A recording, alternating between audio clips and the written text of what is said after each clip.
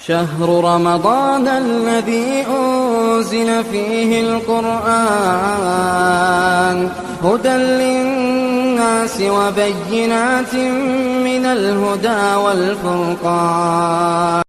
الحمد لله رب العالمين والصلاة والسلام على أشرف الأنبياء والمرسلين وعلى آله وصحبه ومن تبعهم بإحسان إلى يوم الدين. أما بعد، میرے اسلامی بھائیوں اور بہنوں، رمضان 15 دن اس کے گزر چکے ہیں. بڑی تیزی کے ساتھ رمضان گزر رہا ہے، تو ہم سب کے اوپر ضروری ہے کہ ساری چیزوں کو ہم چھوڑ دیں، صرف عبادتوں میں اللہ کو راضی کرنے میں ہم اپنا وقت صرف کریں، تاکہ بقیہ 15 دن ہمارے لیے غنیمت کا باعث بن جائے. اللہ تعالیٰ مجھے اور آپ کو اس کی توفیق دے. یہ ساری باتیں ہم اسی لیے سنتے ہیں کہ ہمارا ایمان تازہ ہو.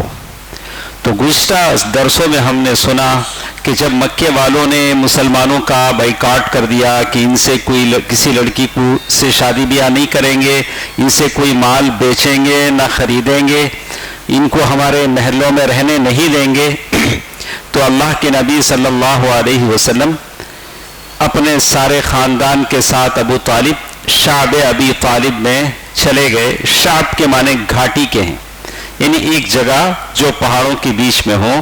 تو جیسے میں نے دیکھا کہ اس وقت یہ کہاں تھا، اس کا لوکیشن کہاں تھا، تو جبل ابو قبیس یعنی صفا مروہ کے پیچھے جو پہاڑیاں تھیں وہاں شعب ابی طالب تھا، مسجد حرام کعبۃ اللہ کے قریب میں. تو وہاں چلے گئے. تو ایک سوال میں آپ سے کر سکتا ہوں کہ اللہ کے نبی صلی اللہ علیہ وسلم کی کون سی زوجہ بیوی تھی جو اس وقت جو اللہ کے نبی صلی اللہ علیہ وسلم وہاں تھے شعب ابی طالب میں 3 سال تک 3 سال تک اس حصار میں تھے، تو وہاں کون سی بیوی آپ کے ساتھ تھی؟ ختیجہ ام المؤمنین، وہی ایک بیوی اس وقت تھی، اور کوئی بیوی آپ کے ساتھ نہیں تھی. تو اسی لیے بیویاں، حالانکہ ام المؤمنین ختیجہ رضی اللہ تعالیٰ عنہ بڑی مالدار عورت تھی، وہ نہیں چاہتی تھی کہ جا کر خامخواہ وہاں رہیں، اپنا گھر بار عیش آرام چھوڑ کر، لیکن بیوی سے صحیح دل سے محبت کریں تو بیوی سکھ اور دکھ میں ساتھ دیتی. تو میں آپ تمام حضرات سے کہوں گا کہ 15 دن ہیں، زیادہ بیوی کو کام نہ لگائیں، اسے تھوڑا عبادت کرنے دیں، تاکہ وہ بھی عبادت کرے اور ہم سب مل کر جنت حاصل کریں، سب مل کر جنت میں جائیں. تو کہتے ہیں کہ جب یہ 3 سال گزر گئے، 3 سال معمولی بات نہیں، ہم نے دیکھ لیا لاک ڈاؤن میں 15 دن 2 ہفتے مہینے کیسے گزرے ہمارے گھروں میں. تو 3 سال کی مدت بڑی لمبی مدت. گیہوں آ نہیں سکتا تھا، کوئی چاول اناج وہاں جا نہیں سکتا تھا، پورا سیز کر دیا تھا چاروں طرف سے. ایسے حالات میں لیکن ہمیشہ اچھے لوگ ہوتے ہیں، برے لوگوں میں بھی اچھے لوگ ہوتے ہیں. قریش میں بھی کچھ لوگ تھے جو سوچ رہے تھے کہ یہ اچھا نہیں ہوا. کیا اچھا نہیں ہوا؟ کیا اچھا نہیں ہوا؟ گھاٹی میں لوگوں کا جانا، ابو طالب کا خاندان وہاں چلا جانا، اللہ کے نبی صلی اللہ علیہ وسلم کا وہاں اس گھاٹی میں بند ہو جانا، وہ بھی 3 سال کا عرصہ گزر جانا، وہاں بچوں کا بلکتا ہوا رونا، وہاں صحابہ کا پتے کھانا اور چمڑے کھانا، پانی میں بھگو کر اس چمڑوں کو کھانا ظاہر اچھا نہیں لگا. تو قریشی میں سے ایک آدمی تھا جس کا نام تھا بنو عامر بن بلوئی.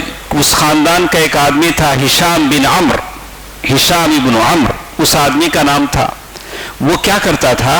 رات کے اندھیرے میں چپکے اناج، غلہ، فوڈ سبسٹنس جو بھی ہوتا تھا وہ وہاں پہنچاتا تھا تاکہ بچے کھائیں، بھوکے نہ رہیں.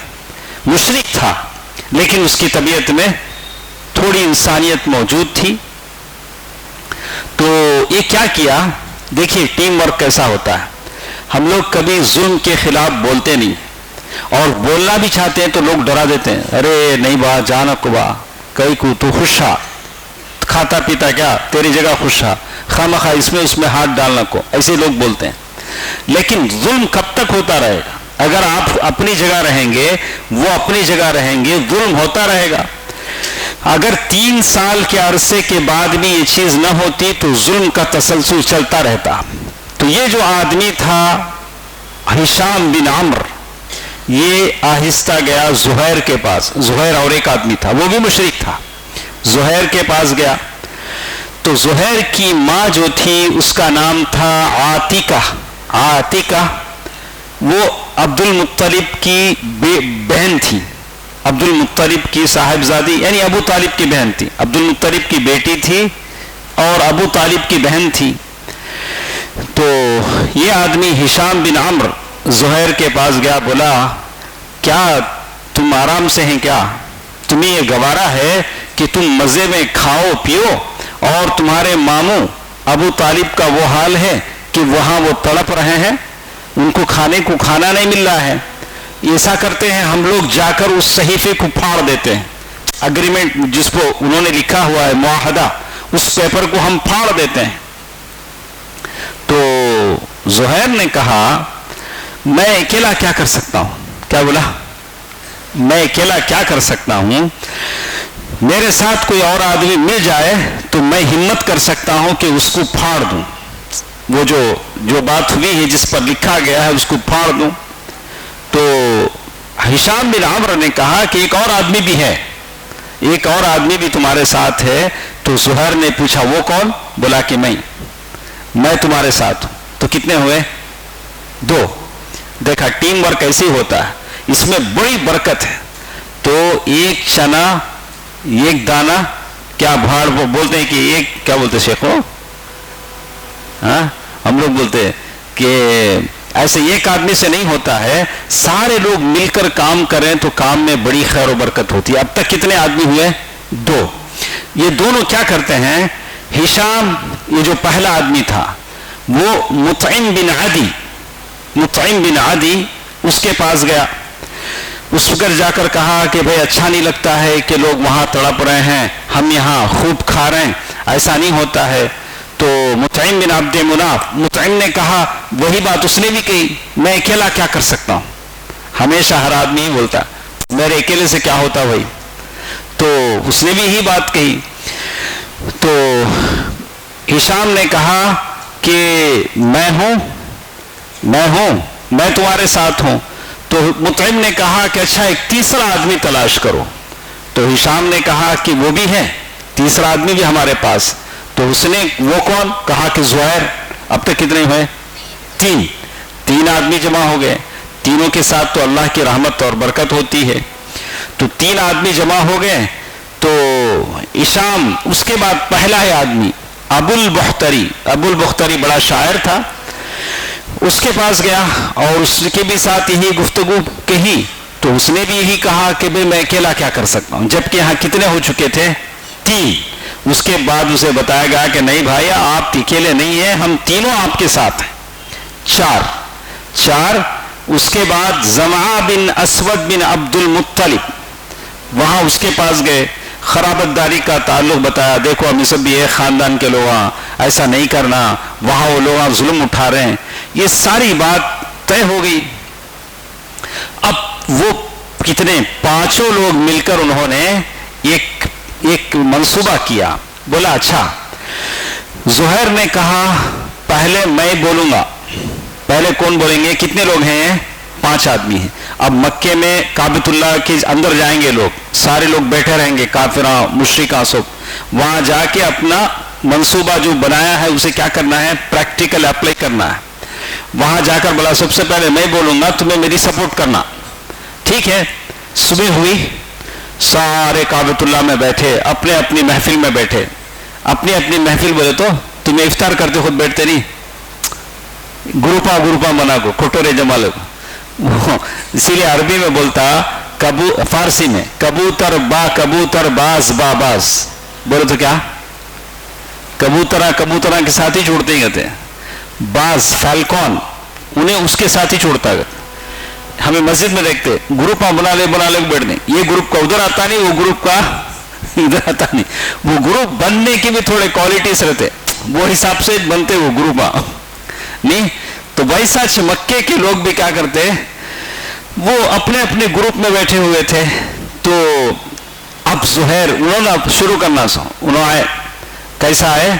دیکھو ہمیشہ بولتا ہوں کسی بھی کام کو سکسیس کرنا ہے جو جو اس کے فارمیلٹیز ہیں وہ پورا کرنا پڑتا. دیکھو کیسا آ رہا ہے. ایک جوڑا زیب تن کیا ہوا تھا, اچھے کپڑے پہن کر انہوں. کون؟ زہیر. ایک بڑا ٹاسک ہے, وہ حساب سے اسے افیکٹ وہ اثر ہونا ہے. اچھا جوڑا زیب تن کیا ہے. پہلے بیت اللہ کا 7 چکر طواف لگایا, پھر لوگوں سے مخاطب ہو کر بولا مکے والوں کیا ہم کھانا کھائیں, کپڑے پہنیں, اور ہاشم کے بیٹے وہاں گھاٹی میں تباہ برباد ہوں. ان کو نہ کھانے کو مل رہا ہے, نہ پانی کو نہ پینے کو مل رہا ہے, نہ ان کے ہاتھ کچھ بیچا جائے نہ ان سے کچھ خریدا جائے. اللہ کی قسم میں اس وقت تک نہیں بیٹھوں گا جب تک یہ ظالمانہ صحیفہ پھاڑ نہ دیا جائے اور یہ معاہدہ ختم کر دیا جائے. پہلی آواز کس نے لگائی؟ زہیر نے. ابھی کتنے لوگ باقی ہیں؟ 4 لوگ. سپورٹ کرنا. ابو جہل جو مسجد کعبۃ اللہ کی کسی گوشے میں بیٹھا ہوا تھا, سب سے پہلے کون بھونکتا؟ ابو جہل ہی. وہ تو ابو جہل فوراً لگا ارے یہ کیا ہو رہا ہے. تو اس نے فوراً کہا تم غلط کہتے ہو, تمہاری بات کیا ہے؟ غلط ہے. جب یہ لکھا گیا تھا تو ہم سب راضی تھے, ہم سب راضی ہو کر ہم نے لکھا ہے. تو اس پر ابو البختری جو 4 میں ایک تھے, انہوں نے کہا کہ زما ٹھیک کہہ رہا ہے, اس میں جو کچھ لکھا گیا. زما نے ابو جہل کا جواب دیا تم غلط کہتے ہو, جب یہ لکھا گیا تو ہم سب راضی نہیں تھے. ابو البختری نے کہا کہ بالکل ٹھیک ہے, جب یہ لکھا گیا تو ہم سب راضی نہیں تھے. اس کے بعد ایک 4 میں سے مطعم بن عدی اور اسی طرح ہشام بن عمر, یہ ساروں نے تائید کی. ابو جہل تو ابو جہل تھا. ابو جہل نے کہا ایسا لگتا ہے کہ یہ بات پری پلانڈ ہے, پہلے سے کہیں طے ہو کے آئی ہے. یہاں بیٹھ کو اب ہوا سو نہیں قصہ ہے. یہ کون سی نسل کا رنگ ہے؟ ابو جہل. تو بولا کہ نہیں پہلے سے سب کیا ہے, طے ہو کے آئی ہے بات. تو یہ بات چل رہی تھی. اسی وقت ابو طالب بھی آ گئے. ابو طالب حرم میں آ گئے. ابو طالب کے آنے کی وجہ یہ تھی کہ اللہ کے نبی صلی اللہ علیہ وسلم نے ابو طالب کو بتایا تھا کہ اللہ تعالیٰ نے جو اگریمنٹ وہاں لکھا ہوا ہے, جو لکھا ہوا ہے اس پر اللہ نے دیمک کے کیڑے بھیج دیے ہیں. دیمک کے کیڑوں نے ساری چیزوں کو کھا لیا ہے سوائے اللہ کے نام کے. کسی نے دیکھا نہیں, اللہ کے نبی نے بھی نہیں دیکھا. اللہ کے نبی کو کس نے بتایا؟ اللہ نے بتایا. ابو طالب نے کہا کہ میرا بھتیجا جو بولتا ہے اگر وہ صحیح ہے تو یہ ختم ہو جانا چاہیے, اگر غلط ہے تو ہم محمد کو تمہارے حوالے کر دیتے ہیں. اللہ اکبر, کتنا بڑا چیلنج ہے. کسی نے دیکھا نہیں ہے. بات اللہ تعالیٰ کی ہے. وَمَنْ أَصْدَقُ مِنَ اللَّهِ قِيلًا, اللہ سے زیادہ سچ کون کہہ سکتا ہے. تو اب سارے لوگ ایک دم خاموش ہو گئے. بولا کہ اچھا بات بڑی پکی ہے, جیسے ہے ویسے. ابو طالب جیسے بولا ویسے کہ ہم دیکھیں گے, اگر جیسے محمد نے کہا اس کے رب نے اسے بتایا بات صحیح ہے تو قصہ ختم, اگر نہیں ہے تو محمد ہمارے حوالے کر دیے جائیں گے تاکہ ہم ان کو قتل کریں. اللہ اکبر. تو سارے لوگوں نے کہا کہ آپ انصاف کی بات کر رہے ہیں. اب سمجھ میں آیا ان کو انصاف کی بات. سارے مکے کے لوگوں نے کیا کہا, آپ انصاف کی بات کر رہے ہیں. ادھر ابو جہل اور باقی لوگوں کی نوک جھونک ختم ہوئی تو مطعم بن عدی جو تھے وہ صحیفہ پھاڑنے کے لیے نکلے. تو انہوں نے دیکھا کہ واقعی دیمک کے کیڑوں نے سارا کھا لیا ہے جیسے اللہ کے نبی نے بتایا صلی اللہ علیہ وسلم. اللہ کے نبی کو کس نے بتایا؟ اللہ نے بتایا. سارا دیمک کے کیڑے کھا لیے ہیں, سوائے اللہ کا نام باقی ہے جس کو دیمک کی کیڑوں نے نہیں کھایا ہے. اللہ کے نبی صلی اللہ علیہ وسلم اور ابو طالب سارے وہاں سے ریٹرن آ گئے, مکے میں ریٹرن آئے, اور یہ آیت, یہ نشانی, یہ میریکل دیکھ کر بھی وہ لوگ مسلمان نہیں ہوئے. اگر وہ اچھے ہوتے تو کیا ہوتا؟ ہاں محمد نے صحیح کہا, ان کے رب نے صحیح بتایا صلی اللہ علیہ وسلم, سارے مسلمان ہو جاتے ہیں. تو اسی لیے اللہ تعالیٰ نے قرآن مجید میں کہا وَإِن يَرَوْا آيَةً يُعْرِضُوا وَيَقُولُوا سِحْرٌ مُسْتَمِرٌ, سورۃ القمر. انہوں نے کیا کہا؟ اگر وہ کوئی نشانی دیکھتے ہیں تو رخ پھیر لیتے ہیں اور کہتے ہیں یہ تو چلتا پھرتا جادو ہے. انہوں نے کیا کہہ دیا اس کو؟ جادو. اگر آپ قرآن ترجمے کے ساتھ پڑھتے تو آج آپ کو بڑا مزہ آتا قرآن سننے میں. آج جو تراویح میں ہم نے سنا بڑا ٹیسٹ آتا, جتنا آپ کے یہاں کباب بریانی میں بھی نہیں ملتا. ہاں تو اتنا ٹیسٹ آتا. سورہ مریم سے ہم نے شروع کیا, مریم کے آدھے حصے سے, اور ساری باتیں سنی. پھر کہف موسیٰ علیہ السلام کی باتیں پڑھی, پھر جادوگروں کی باتیں پڑھی. ماشاءاللہ کیسی کیسی باتیں ہم نے پڑھی. اور خافیہ ایسی آتے تھی جو دال پر ختم ہوتی تھی, حدہ مدہ عددہ, کیسی آیتیں تھی. کیا قرآن تھا, کیا زبان تھی, کوئی آدمی بنا نہیں سکتا ہے. یہ اللہ کا کلام ہے, اتنا پر تاثیر کلام. تو اتنی نشانیاں دیکھنے کے باوجود بھی وہ لوگ مسلمان نہیں ہوئے. ٹھیک ہے, اس کے بعد ایک اور چیز ہمارے پاس آتی ہے. اب یہ آخری ڈیلیگیشن ہے, آخری ٹیم ہے جو ابو طالب کے پاس آتی ہے. آنے کا مقصد کیا ہے؟ ابو طالب, شاب ابی طالب سے مکہ آ گئے ہیں. ابو طالب کا ایج 80 پلس ہو گیا.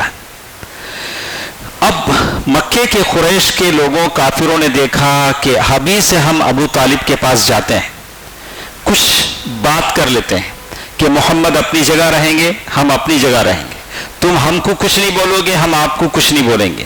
یہ ابو طالب کی زندگی میں ہو جانا چاہیے. اگر اللہ نہ کرے ابو طالب کو کچھ ہو جائے تو لوگ ہم ہی گالیاں دیں گے کہ جب تک ابو طالب تھے ان لوگوں نے کچھ نہیں کیا. جیسے ہی ابو طالب چلے گئے محمد کے پیچھے پڑ گئے صلی اللہ علیہ وسلم. اس بدنامی سے بچنے کے لیے یہ لوگ آخری بار ابو طالب کے پاس آئے. کیوں آئے؟ سمجھ میں آیا؟ سمجھ میں آیا نہیں؟ زندگی میں ہی کیا کر لیں؟ سیٹلمنٹ کر لیں. تو یہ لوگ اللہ کے ابو طالب بھتیجے کی حفاظت میں لگے ہوئے ہیں, لیکن کئی سال پے در پہ سنگین الم رنج مصیبتیں حوادث نے ابو طالب کی کمر توڑ دی ہے. 80 سال, ابھی تو زیادہ پریشانیاں آ جائیں تو بچہ بھی بوڑھا لگتا ہے. ابو طالب 80 سال سے زیادہ ہو گئے ہیں. تو ابو طالب وہاں سے جب آئے, شاب ابی طالب سے سخت بیمار ہو گئے, سخت بیمار ہو گئے. اب مشرکین نے سوچا کہ اگر ابو طالب کا انتقال ہو گیا تو ہم بڑی بدنامی میں پھنس جائیں گے, تو اچھا ہوگا کہ ہم جا کر بات کر لیں. ابھی تو حمزہ مسلمان ہو گئے ہیں, عمر مسلمان ہو گئے ہیں, تو ابو طالب اپنے بھتیجے کو پابند کر دیں کہ دیکھو ذرا اپنے کنٹرول میں رہو. ابھی وہ بات ہو جانا چاہیے, ورنہ عرب کے لوگ ہمیں تانا دیں گے. تو وہ سارے کے سارے ایک ٹیم کی شکل میں ابو طالب کے پاس آئے. اس میں کون کون تھے؟ عتبہ بن ربیعہ, شیبہ بن ربیعہ, ابو جہل بن ہشام, امیہ بن خلف, ابو سفیان بن حرب. 25 آدمی تھے جو ابو طالب کے پاس آئے. تو آ کر کہا کہ اے ابو طالب, ہمارے درمیان آپ کا جو مرتبہ و مقام ہے آپ بخوبی جانتے ہیں, آپ بڑے آدمی ہیں. دیکھیے کیا کہہ رہے ہیں, اور آپ جس حالت میں ہیں وہ ہم جانتے ہیں. ابھی تو آپ کا آخری سٹیج ہے, تو آپ ایسا کریں محمد کو بلائیں, ہمارا اور ان سے ایک عہد و پیمان لے لیں, جسے ہم کیا کریں میوچل اگریمنٹ, یعنی ہم دونوں راضی ہو جائیں, ہم دونوں راضی ہو کر کچھ عہد و پیمان کر لیں. وہ ہم کو ہمارے دین پر چھوڑ دیں اور ہم کو ان کے دین پر چھوڑ دیں. ہاں کیا بولتے ہیں, ہمارے دین کے بارے میں نہ چھیڑو نہ چھوڑو, ویسا نہیں, بولا ہمارے دین کو نہ کیا کرو نہ چھیڑو, ہم آپ کو نہیں چھیڑتے ہیں, ایسے کہا. تو ابو طالب آئے, आने के बाद अबू तालिब ने मोहम्मद सल्लल्लाहु अलैहि वसल्लम को बुलाया, बोला कि देखो ये लोग आए हैं, ये लोग चाहते हैं कि आप इनसे कोई मुआहदा कर लें। अल्लाह के नबी सल्लल्लाहु अलैहि वसल्लम ने कहा, सारी बात सुनकर नबी ने कहा कि मैं एक बात बोलूं, ये सारे मक्के के जो मुशरिकीन हैं, कुरैश हैं, अगर एक बात अगर मान लें जो मैं कहता हूं तो राजा बन जाएंगे, बादशाह बन जाएंगे, सारी दुनिया इनको मानेगी। अब कुरैश के दिल में भी थोड़ा हिरस आया, अरे क्या आज बोलना चाहते हो, 21 बात बोलेंगे, अगर हम मान लेंगे कलिमतुन तक़ूलुहा, एक बात जो तुम कहोगे, अरब व अजम के बादशाह बन जाओगे। तो उन्होंने कहा अच्छा बोलो क्या बोलना है, हम मान लेते हैं, हम मान लेते हैं, बोलिए आपको क्या बोलना है।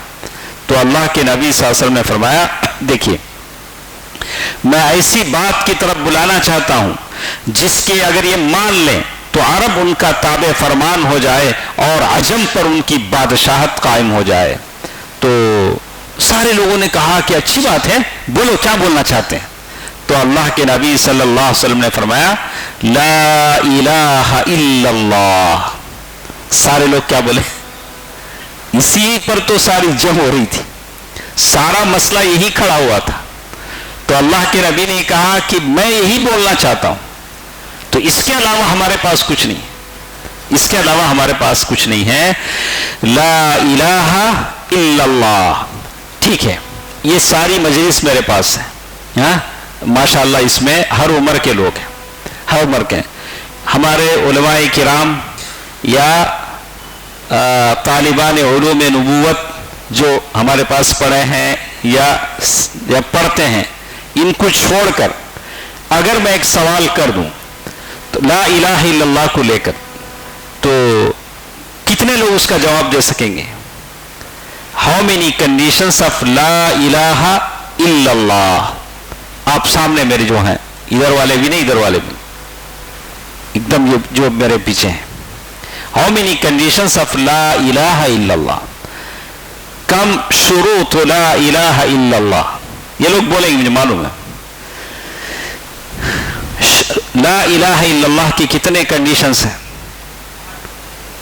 बादल खामोश होना बेटा, कितने हैं? 2।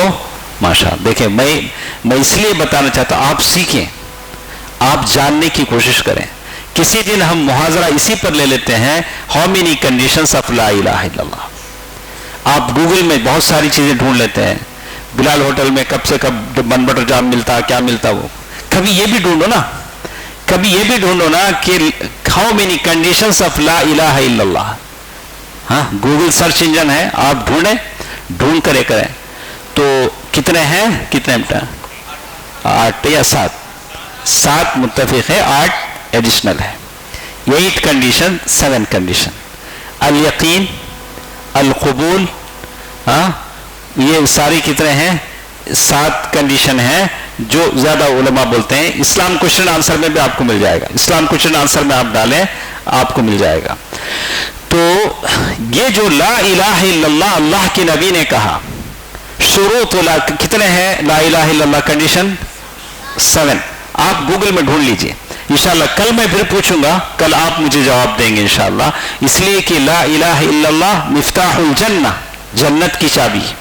अगर उसके बारे में हमको नहीं मालूम हो, ला इलाहा इल्लल्लाह की कंडीशन क्यों मालूम करना पड़ता है?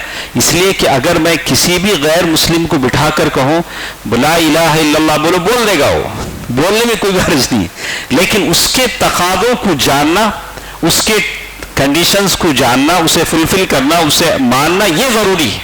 सिर्फ जबान से ला इलाहा इल्लल्लाह कहना ये मतलब नहीं, कहा कि जबान से भी कहना है, दिल में उसका एतकाद भी रखना है, और अमल बिल जवारिह, हाथ पैर से उसके तकादों को पूरा करना है। बेरके अल्लाह के नबी सल्लल्लाहु अलैहि वसल्लम ने मक्के के लोगों से ही कहा, ला इलाहा इल्लल्लाह। क्या बोलो तुम? ला इलाहा इल्लल्लाह, अल्लाह के सिवा। अच्छा, वन मोर क्वेश्चन, हाँ वो भी आप ही लोगों से, ला इलाहा इल्लल्लाह का सही वो भी सामने वाले ही बोलेंगे, इधर वाले भी नहीं बोलेंगे, इधर वाले भी, यमीन व यसार। ओके, तो وہ لا الہ الا اللہ کا جو معنی ہے، کریکٹ میننگ کیا بولیں گے اردو میں؟ آپ کسی بھی لینگویج میں بولی، انگلش میں، what's the meaning of law الہ؟ ہاں ون سیکنڈ. اب ہمارے بھائی نے کہا اللہ کے سوا کوئی معبود نہیں، نو اینی ادر دین اللہ ورشپ، یعنی اب عبادت کے لیے کوئی نہیں. تو آپ کیا کوئی اور بول سکتے ہیں؟ ہاں کیا کیا بولتے ہیں بیٹا؟ بولو. ہاں اچھا میں بولتا ہوں کئی کو نہیں ہے اپڑے نہیں ویڑی پوگ اتنی کوئی اب پکت پارنگ پکت نال مون کوئی نہیں سو مڑ کیا بیٹا؟ اس کے لیے بولتا ہے لا معبود بحق، لا معبود بحق، نہیں ہے کوئی سچا معبود. تمہیں کیا ایڈ کرنا اسے؟ سچا. بلّہ کے ہی وہ سچے نہیں ہیں، ہمیں کیا بولتے ہیں؟ سچے نہیں. تو لا الہ الا اللہ کا صحیح ترجمہ کیا ہے؟ سچا بول کے مسٹ اس میں کیا کرنا؟ آپ ایڈ کرنا. لا معبود بحق الا اللہ، لا معبود بحق الا اللہ، نہیں ہے کوئی سچا معبود سوائے اللہ کے. اللہ کے سوا کوئی معبود نہیں، اللہ کے سوا نہیں بننا کی نا کتنے ہی تمہیں ایسا نہیں بول سکتے. نہیں ہے کوئی سچا معبود سوائے اللہ کے.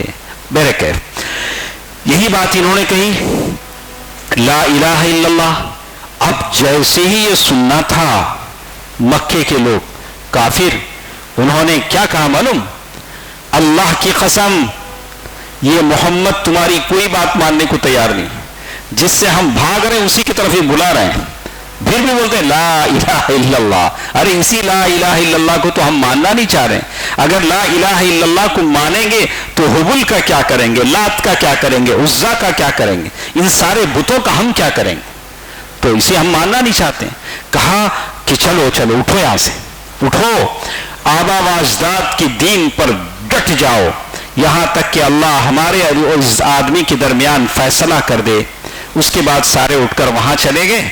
تو قرآن مجید کی آیتیں نازل ہوئی صاد والقرآن ذی الذکر بل الذین کفروا فی عزت وشقاق کم اہلکنا من قبلہم من قرن فنادوا ولا تحین مناص. پوری لمبی آیتیں ہیں، یہ 1 سے 7 تک کی آیتیں ہیں. یہ آیتیں اس وقت نازل ہوئی. تو یہ تو ابو طالب کے پاس یہ جو ڈیلیگیٹ آیا، یہ جو جماعت آئی، کتنے لوگ تھے؟ 25. سب نامراد ہو کے چلے گئے. اللہ کے نبی نے کس طرف بلایا؟ ایک ہی طرف. کیا ابھی لمبا 1.5 گھنٹے کا آواز نہیں کرے. جمعے کا بیان بھی بعض جگہ سنا 50 منٹ دے دیں گے. کیا بولتے معلوم نہیں. نبی سارے قریش کو ایک ہی بات کی طرف بلائے لا الہ الا اللہ. تمہیں 1 گھنٹہ جمعے کا بیان کرے تو کیا بولے؟ بولا کہ لا الہ الا اللہ. مکے میں جب تک رہے نبی صلی اللہ علیہ وسلم توحید کی دعوت دیتے رہے. اسی لیے شیخ البانی رحمہ اللہ نے کتاب لکھی التوحید اولا یا دعاۃ الاسلام. صرف زندگی میں ایک ہی آپ منصوبہ بنا دیں کہ میں لا الہ الا اللہ کہتا رہوں. تو حیدرآباد میں ایک صاحب تھے، میں اچھی طرح جانتا ہوں، ان کا یہی سلوگن تھا کہو لا الہ الا اللہ. دیواراں پہ ادھر ادھر لکھ ڈال دیتے ہوں. اللہ کا نام ویسے لکھنا نہیں چاہیے دیواروں پہ، اس پہ کہا کہ کہو لا الہ الا اللہ. لیکن لا الہ الا اللہ یہ ہمارا طریقہ ہے، یہی یہ ہمارا مقصد ہے. اس کے بعد ایک اور چیز جس کے بارے میں کہتے ہیں غم کا سال، year of grief. Year of grief, یہ غم کا جو سال تھا. بہت سارے، کسی کی عمر غم کی ہو جاتی ہے، کوئی سال غم کا ہو جاتا ہے. اس اللہ کے نبی صلی اللہ علیہ وسلم پر یہ غم کا سال کیسے آیا؟ ہم نے سنا کہ ابو طالب وہاں سے واپس آئے تو جیسے ہی واپس آئے آپ کا مرض بڑھتا گیا، بیماری بڑھتی گئی. اور 6 ماہ بعد، جب وہاں سے آنے کی 6 مہینے کے بعد ایسا دیکھا گیا، کبھی آپ نے دیکھا بھی ہوگا، میں نے بھی اپنی زندگی میں دیکھا ہے کہ ماں باپ ایک گھر میں ہوتے ہیں، جس گھر میں وہ بڑھتے ہیں، بچے چھوٹے سے بڑے ہوتے ہیں.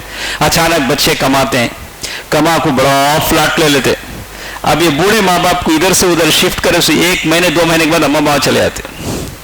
ماں باپ کبھی بھی ماں باپ جس گھر میں جس لوکیلٹی میں رہتے ہیں بوڑھے ہونے کے بعد کیا نہیں کرنا، ان کو وہاں سے شفٹ نہیں کرنا. وہاں ان کے کچھ اٹیچمنٹس ہوتے ہیں، بیٹی آتی، نواز آتا، پوترا آتا، وہاں سے اگر آپ شفٹ کریں گے بنا ضرورت کے، بہت ضرورت ہے ایمرجنسی کوئی بات نہیں ہے، تو ماں باپ کو وہاں سے زبردستی شفٹ کرنا ان کے لیے بہت ساری چیزوں کا سبب بن جاتا ہے. تو ابو طالب وہاں سے جب ادھر آئے تو یہی وہ بڑے ہوئے تھے، لیکن یہاں پہنچ کر ان کو سکون مل گیا، بولا کہ اب اپنے مستقر پر آ گئے. تو اللہ تعالیٰ نے جو مقدر کیا تھا، مشیت تھی، اللہ تعالیٰ کی قضا تھی، اللہ تعالیٰ نے مقرر کر دیا تھا. تو 6 مہینے کے بعد ان کا انتقال ہو گیا. صحیح بخاری میں ہے کہ حضرت مسیب سے مروی ہے کہ ابو طالب کی وفات کا وقت آیا، بیمار ہوئے، تو جو لوگ بڑے تجربے کار ہوتے ہیں انہوں نے دیکھ کر پہچان لیا کہ ابو طالب کی سکرات کا حالت ہے. میں نے اس خاندان کے سکرات کی حالتوں کو دیکھا ہے اور یہ ابو طالب کی سکرات کی حالت ہے. تو ایسے وقت میں اللہ کے نبی صلی اللہ علیہ وسلم کو معلوم ہوا تو اللہ کے نبی بھی اپنے چاچا کے پاس گئے. تو ابو طالب کے پاس جب گئے تو ابو طالب بستر پر ہیں، سکرات کی حالت میں ہیں. تو یہ مکے کے جو بڑے بڑے لیڈر ہیں یہ سب ہیں.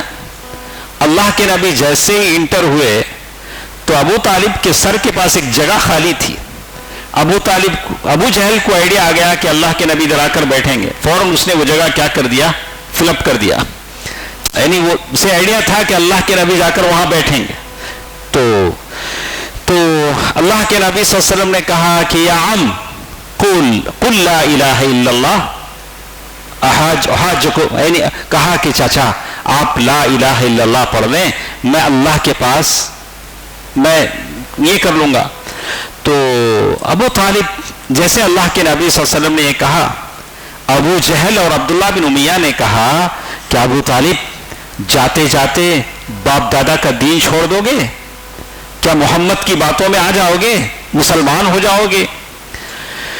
پھر یہ دونوں برابر برائن واش کرتے رہے، ابو طالب کا دماغ یہ کرتے رہے. ابو طالب موت کی حالت میں ہے، سکرات کی حالت میں، ویسے وقت میں زیادہ کچھ کیا بھی نہیں جا سکتا ہے. تو ابو طالب کی زبان سے جو آخری الفاظ نکلے، علی ملت عبد المطلب، میں عبد المطلب کے دین پر مرتا ہوں. تو ابو طالب مسلمان نہیں ہوئے، گرچہ کہ شیعہ یا بہت سارے دوسرے اسے کیا کرتے ہیں، مسلمان مانتے، لیکن ابو طالب مسلمان نہیں ہوئے. تو اس وقت اللہ کے نبی صلی اللہ علیہ وسلم پر یہ آیت نازل ہوئی، ما كان للنبي والذين آمنوا أن يستغفروا للمشركين ولو كانوا أولي قربى من بعد ما تبين لهم أنهم أصحاب الجحيم. یہ اس لیے یہ آیت اللہ تعالی نازل کی کہ اللہ کے نبی صلی اللہ علیہ وسلم نے کہا کہ جب تک اللہ مجھے منع نہ کرے میں ابو طالب کے لیے استغفار کرتا رہوں گا، اللہ سے بخشش کی دعا کرتا رہوں گا، میں اللہ تعالیٰ سے بخشش کی دعا کرتا رہوں گا. لیکن جب یہ آیتیں نازل ہوئی، انک لا تہدی من احببت، اے نبی آپ جسے چاہتے ہیں ہدایت نہیں دے سکتے. تو یہ تھا کہ اسلام کا ایک بہت بڑا قلعہ تھا جو اللہ کے نبی صلی اللہ علیہ وسلم سے محروم ہو گئے. صحیح بخاری میں حضرت عباس بن عبد المطلب سے یہ مروی ہے کہ لوگوں نے پوچھا اللہ کے نبی آپ کے چاچا نے آپ کو بڑا سپورٹ کیا، آپ کو بہت سپورٹ کیا، آپ کی طرف سے آپ کے چاچا کو کچھ فائدہ ہوگا کیا؟ تو اللہ کے نبی صلی اللہ علیہ وسلم نے فرمایا وہ جہنم کے اوپری حصے میں ہے، اگر میں نہ ہوتا تو وہ جہنم کے سب سے گہرے گھڑ میں ہوتے، یعنی اور بھی اللہ تعالیٰ ان کو جہنم میں یہ کر دیتا.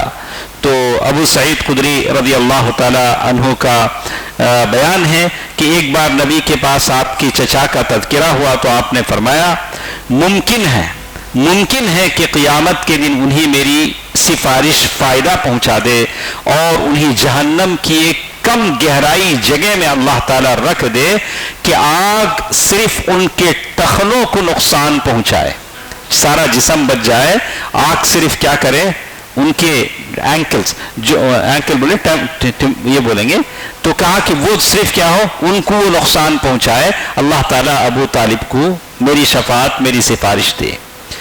تو یہ بات تھی ابو طالب کے انتقال کی. انشاءاللہ کل کے درس میں ہم پڑھیں گے ام المؤمنین ختیجہ رضی اللہ تعالی عنہا کے انتقال کی بات، جو بہت فوری بات ان کا بھی انتقال ہوا. اسی لیے اس سال کو کیا کہا گیا؟ غم کا سال کہا گیا. اللہ تعالیٰ جو کچھ ہم سنتے ہیں اس میں جو باتیں قابل عمل ہیں اسے عمل کرنے کی توفیق دے. اللہ ہمیں توفیق دے کہ ہم ظلم کے خلاف، بربریت کے خلاف، فساد کے خلاف زبان کھولیں اور اسے ختم کرنے کی کوشش کریں. اللہ ہم سب کو توفیق دے. آمین. والسلام علیکم ورحمۃ اللہ وبرکاتہ.